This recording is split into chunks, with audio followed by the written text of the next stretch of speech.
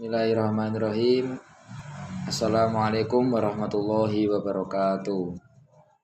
Di sini saya Ahmad Irfanuddin Asyir Setiawan akan mengerjakan tugas inovasi pembelajaran dengan bertema iman kepada malaikat Allah Subhanahu wa taala dan makhluk gaib seperti setan, jin dan iblis. Yang pertama saya akan menjelaskan pengertian iman kepada malaikat. Iman kepada malaikat berarti meyakini adanya makhluk gaib yang diciptakan Allah dari cahaya taat kepadanya dan menjalankan tugas khusus tanpa hawa nafsu. Keyakinan ini termasuk rukun iman yang wajib bagi setiap muslim. Malaikat bukan Tuhan, mereka makhluk yang taat, tak berjenis kelamin, tidak makan atau kawin, bekerja sesuai perintah ilahi, mencatat amal, menyampaikan wahyu, dan menjaga manusia, dan lain sebagainya. Jadi malaikat dengan manusia hampir sama, cuma berbeda sedikit. Mereka tidak makan, tidak mempunyai hawa nafsu. Tapi kalau manusia tetap makan dan mempunyai hawa nafsu. Terus selanjutnya saya akan sebutkan nama-nama malaikat beserta tugas utamanya. Yang pertama yakni ada malaikat Jibril yang bertugas menyampaikan wahyu kepada para nabi, perantara wahyu Al-Quran kepada Nabi Muhammad SAW. Yang kedua yakni malaikat Mikail yang mempunyai tugas pengatur rizki, hujan, dan keseimbangan alam sesuai kehendak Allah. Yang ketiga yakni malaikat Israfil, meniup sangkakala pada hari kiamat, tanda kebangkitan dan kehancuran alam. Yang keempat yakni malaikat Israel yang bertugas malaikat maut yang mencabut nyawa sesuai perintah Allah. Yang kelima yakni malaikat Mungkar dan Nakir yang mempunyai tugas pewawancara di kubur yang menguji keimanan orang yang telah meninggal. Yang keenam yakni malaikat Raqib dan Atid yang mempunyai tugas penjaga catatan amal. Raqib mencatat amal baik dan Atid mencatat amal buruk. Selanjutnya yakni malaikat Malik yang mempunyai tugas penjaga neraka, mengawasi penghuni dan hukuman sesuai keputusan Allah. Yang terakhir yakni malaikat Ridwan yang bertugas sebagai penjaga surga dan menyambut hamba yang beriman. Terus selanjutnya pengertian jin, asal, sifat, dan keberadaannya. Asal jin diciptakan dari api. Sifat jin dapat melihat manusia namun biasanya tak kasat mata, hidup di alam berbeda, punya komunitas. Perannya ada yang kafir, ada yang taat. Beberapa berinteraksi dengan manusia tanpa sepengetahuan. Dan jin adalah makhluk gaib yang diciptakan dari nyala api tanpa asap. Yang dijelaskan dalam Quran surat Al-Hijr ayat 27. Mereka diberi kehendak bebas seperti manusia, ada yang beriman dan ada juga yang kafir. Iblis dan setan.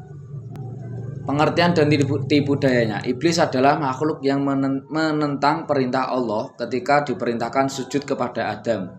Ia termasuk golongan jin yang sombong. Istilah setan merujuk kepada makhluk yang menggoda, baik dari golongan jin maupun manusia yang menyesatkan.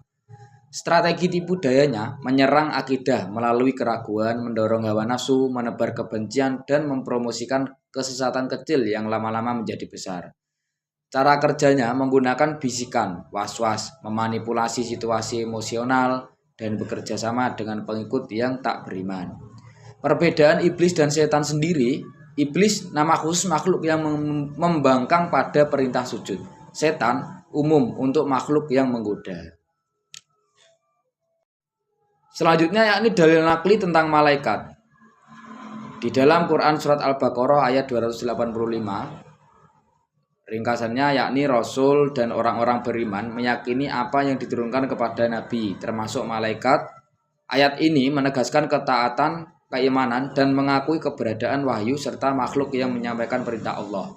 Rasul beriman kepada apa yang diturunkan kepadanya dari Tuhannya. Demikian pula orang-orang yang beriman. Quran Surat Al-Baqarah ayat 285. Penerapan memperkuat akidah, menumbuhkan rasa takwa dan keyakinan pada tugas malaikat dalam menjalankan perintah ilahi. Yakni ini dalil nakli tentang malaikat. Selanjutnya yakni dalil nakli tentang jin, iblis, dan setan. Di dalam Quran Surat Al-Hijr ayat 27 menyatakan jin diciptakan dari api. Quran Surat An-Nas 4-5 menjelaskan godaan setan yang berbisik untuk menimbulkan keraguan dan hawa nafsu. Ayat-ayat ini menjadi landasan untuk mewaspadai pengaruh gaib dan memperkuat perlindungan spiritual. Quran Surat Al-Hijr sendiri memiliki arti dan sesungguhnya kami telah menciptakan jin dari nyala api yang sangat panas. Quran Surat An-Nas ayat 4-5 yakni istighfar dan doa berlindung kepada ya Rob dari godaan bisikan setan yang berubah menyesatkan. Selanjutnya yakni cara mengimani dan praktik sehari-hari. Yang pertama yakni belajar memahami, membaca Al-Quran dan hadis sahih tentang malaikat, jin, dan setan untuk memperkuat akidah. Yang kedua yakni doa dan istighfar, memohon perlindungan, membaca doa-doa pagi, sore, surat Al-Falaq, An-Nas, dan ayat kursi. Yang ketiga yakni amal saleh, perbanyak ibadah, sholat, sedekah, dan akhlak baik sebagai benteng dari godaan setan. Yang keempat yakni waspada dan etika interaksi, dari praktik syirik. Jangan mencari-cari pengalaman gaib tanpa dalil dan konsultasi jika merasa terganggu. Yang terakhir yakni pendidikan dan dakwah, menyebarkan pemahaman yang benar kepada keluarga dan lingkungan agar generasi memahami bahaya dan solusinya. Ini cara mengimani dan cara mengimani pada praktik sehari-hari.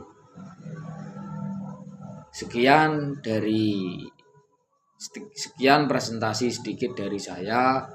Apabila ada kurang lebihnya mohon maaf. Wassalamualaikum warahmatullahi wabarakatuh. Assalamualaikum teman. Beriman kepada malaikat Allah merupakan rukun iman yang kedua. Iman artinya percaya. Beriman kepada malaikat artinya percaya bahwa malaikat itu ada dan mereka adalah makhluk ciptaan Allah. Allah Subhanahu wa Ta'ala menciptakan makhluk yang unik ini, yakni malaikat tercipta dari cahaya. Jumlahnya tak terhitung, banyak sekali. Mereka selalu melaksanakan dan menuruti segala perintah Allah Subhanahu wa Ta'ala. Mereka gaib atau tak terlihat. Hebatnya, mereka tidak perlu makan, minum, istirahat, tidur, nonton TV, dan bahkan tidak memiliki keinginan apapun kecuali hanya menyembah dan menuruti segala perintah Allah Subhanahu wa Ta'ala. Allah Subhanahu wa Ta'ala mengatur semua hal yang terjadi di alam ini. Allah Subhanahu wa Ta'ala memberikan rizki, menurunkan hujan, menentukan kematian, menulis perbuatan amal manusia, dan banyak lagi. Allah Maha Kuasa menugaskan para malaikat untuk melakukan semua itu. Subhanallah. Dan di antara nama-nama malaikat dan tugas yang sehendaknya kita harus kenal yakni ada 10.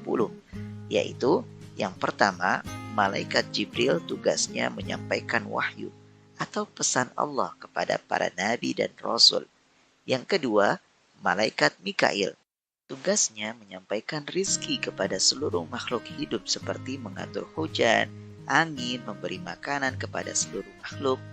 Yang ketiga, malaikat Israfil. Tugasnya peniup sangkakala, yakni trompet besar yang ditiupkan pada hari kiamat nanti. Meniupkannya hanya 2 kali. Pertama, seluruh ciptaan Allah berakhir. Dan yang kedua, seluruh umat manusia dibangkitkan kembali. Yang keempat, malaikat Israel atau malaikat maut. Tugasnya mencabut nyawa makhluk hidup atas izin Allah. Yang kelima dan keenam adalah malaikat Munkar dan Nakir. Tugasnya bertanya dalam kubur. Dan yang ditanyakan adalah siapakah Tuhanmu? Siapa nabimu? Apa agamamu? Siapa imanmu? Dan di mana kiblatmu? Dan yang menjawab bukan lagi mulut, akan tetapi anggota tubuhnya sesuai dengan amalan ibadahnya di dunia. Yang ketujuh, malaikat Raqib yang mencatat amal kebaikan kita. Yang kedelapan, malaikat Atid pencatat keburukan kita. Kesembilan, malaikat Malik, tugasnya penjaga pintu neraka. Dan yang kesepuluh, malaikat Ridwan, tugasnya penjaga pintu surga. Lalu apa yang berbeda malaikat dengan ciptaan Allah yang lainnya? Berbeda dengan manusia, tumbuhan, atau binatang, malaikat tidak memiliki syahwat atau keinginan. Mereka tidak memiliki jenis kelamin, tidak ada laki-laki atau perempuan. Al-Quran menyebutkan malaikat itu mempunyai sayap. Sayapnya ada yang 2, 3, atau 4. Tetapi kita tidak tahu bagaimana bentuk sayap-sayap itu. Malaikat tidak akan mati sebelum datangnya hari kiamat, sebab mereka semua harus mengerjakan segala perintah Allah Subhanahu wa Ta'ala. Karena itu, jumlahnya tidak dapat bertambah atau berkurang. Nah, kalian mau nggak didoakan malaikat Allah? Masya Allah, begini caranya yang telah diajarkan Rasulullah. Yang pertama, bersedekahlah di pagi hari. Yang kedua, orang yang menjenguk orang sakit. Yang ketiga, belajar atau menuntut ilmu agama Islam. Yang keempat, mendoakan seseorang tanpa sepengetahuan orang tersebut. Yang kelima, orang yang tidur dalam keadaan wudhu. Itulah diantaranya. Maka dari itu teman, yuk kita amalkan. Semoga ulasan tentang malaikat ini bermanfaat ya. Wassalamualaikum warahmatullahi wabarakatuh.